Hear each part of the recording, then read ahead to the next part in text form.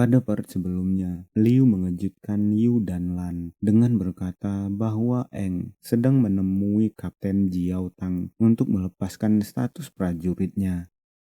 Di tempat lain, di mana ada Kapten Jiao Tang yang sedang berteriak bertanya, "Melepas status prajuritmu, apa maksudnya?" Kapten Jiao Tang terlihat sangat marah, lalu melanjutkan bertanya, "Apa maumu, Eng? Jawab pertanyaanku." Sedangkan Eng hanya terdiam, berdiri di depan 3 kapten kota Helios. Tidak hanya Kapten Jiao Tang, Kapten Jul juga bertanya kenapa. Karena Eng baru saja kembali ke kota. Dia juga bertanya apa yang dibencinya di kota Helios. Merespon itu, Eng melambaikan tangannya, menggelengkan kepalanya dan berkata, "Tidak, tidak, tidak. Aku tidak bermaksud demikian, Kapten. Aku cuma tidak ingin menyeret kalian ke urusan pribadiku. Aku punya tugas pribadi yang harus aku jalankan. Aku tak mau orang-orang yang tidak berkaitan dengan urusanku akan kena imbasnya." Merespon itu, Kapten Dada bertanya, "Menyeret kota Helios, apa maksudmu? Eng, kau harus jujur. Melepas status prajurit itu bukan perkara sepele." Merespon itu, Eng memegang kepalanya, terlihat kebingungan. Dia berkata, "Sebenarnya aku tak tahu cara menjelaskannya, apalagi di zaman sekarang ini akan dianggap kriminal besar." Lalu dia bergumam,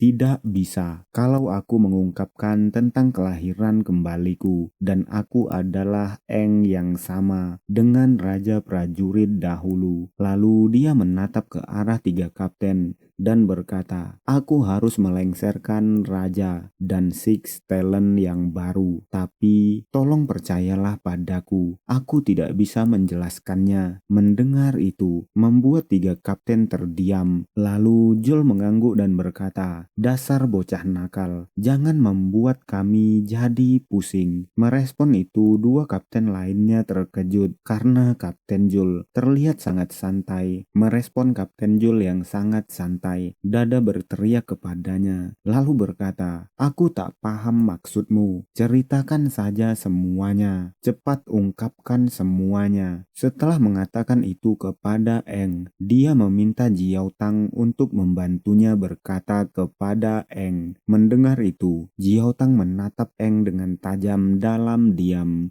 lalu berdiri, memanggil nama Eng dan berkata, "Bukannya aku tidak percaya padamu, tapi tindak tandukmu mencurigakan. Bagaimana kalau kau bisa mengalahkan kami bertiga sekaligus, maka aku akan menyetujui permintaanmu." Mendengar itu, membuat Dada terkejut, sedangkan Kapten Jul tersenyum melirik ke arah Jiao Tang. Merespon itu, Kapten Dada hanya bisa mengeluh, lalu berkata, "Apa boleh buat?" Merespon Jiao Tang, Eng berkata, "Kenapa jadi begini? Apakah ini jalan keluar satu-satunya? Apakah kalian tidak mau menggunakan metode lain?" Merespon itu, Jiao Tang dengan raut serius berkata, "Selepas kau pulang dari perjalananmu di luar kota, anggap saja ini ujian kekuatanmu. Apakah kau keberatan?" Merespon itu, Eng berdeham, mengeluarkan aura merah dari tubuhnya. Tersenyum tipis, dia berkata, "Baiklah, biar lebih cepat. Aku akan melawan kalian bertiga sekaligus." Sedangkan di tempat lain di mana Liu berada, Lan bertanya, "Apakah maksudmu? Eng tidak hanya akan melepas status prajuritnya, tapi juga akan keluar kota Helios. Itu artinya dia akan keluar dari tim kita." Sebelum Liu menjawab, Yu juga bertanya, "Apakah Eng punya masalah dengan kita?" Pertanyaan itu membuat Liu terkejut. Awalnya dia hanya terdiam, lalu murung, dia berkata, "Dia tidak memberi tahuku alasannya dengan jelas." Ketika perjalanan pulang, Eng berkata, "Liu, ada hal yang harus aku lakukan di zaman ini dan mungkin terdengar tindakan ilegal. Ini tentang masa laluku. Aku harus melawan orang-orang penting di zaman ini dan menolong rekan lamaku. Aku akan mengantarmu pulang ke kota Helios. Lalu aku akan melepas status prajuritku dari kota Helios." Mendengar itu, Liu hanya terdiam menyimak, duduk di samping Eng. Tapi tiba-tiba dia berteriak bertanya, "Kenapa? Apa masalahmu? Kenapa kau harus melepas status prajuritmu? Ceritakan saja masalahmu. Aku mungkin bisa membantu." Tapi dalam sekejap, Eng berkata, "Tidak, masalahnya terlalu rumit.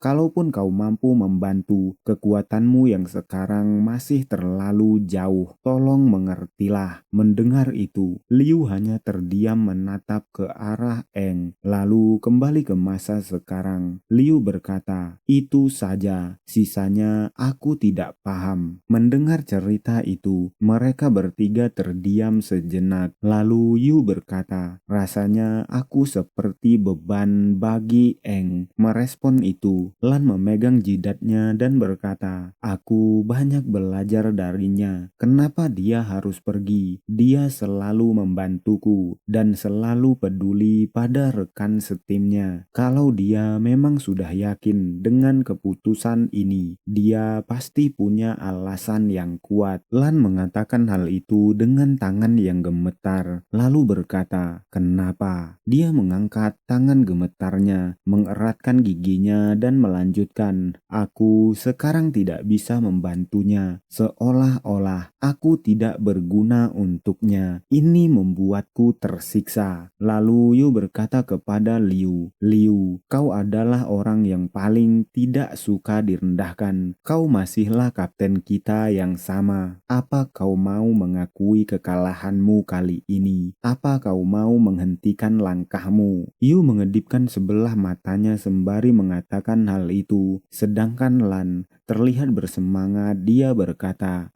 "Benar, kaulah kapten kami. Kita berempat itu satu tim. Kita belum pernah bersenang-senang lagi bersama-sama. Apa kau rela melepaskan momen kebersamaan kita?" Mendengar itu, dengan suara gemetar, Ryu berkata, "Kalian kenapa?" Merespon itu, Yu menunjukkan foto mereka berempat, lalu berkata, "Kita selalu bersama. Tanpa Eng, kita tak bisa lagi disebut sebagai tim lagi." Melihat foto itu, Liu mengeratkan giginya dalam diam, lalu berkata, "Benar, aku yakin Eng tidak mungkin meninggalkan kita." Dia memutar tubuhnya dan langsung melangkah, sembari berkata, "Ayo, kita harus bergegas." Sedangkan di tempat Eng berada, Kapten Jul berkata, "Kau harusnya punya sudut pandang yang lebih luas. Setelah perjalananmu di luar sana, mereka berada di arena tarung prajurit." Kapten Jul melanjutkan, "Aku tak perlu lagi menjelaskan. Jangan pernah remehkan kami. Kami adalah pelindung kota Helios, Guardian Tree, penjaga kota Helios." Sembari Jul mengatakan hal itu, Jiotang melakukan pemanasan, sedangkan Dada, dia hanya terdiam, lalu berkata, "Jangan sembarangan kasih nama." Dan Jul terlihat marah berkata, "Jangan merendahkan harga diri kita."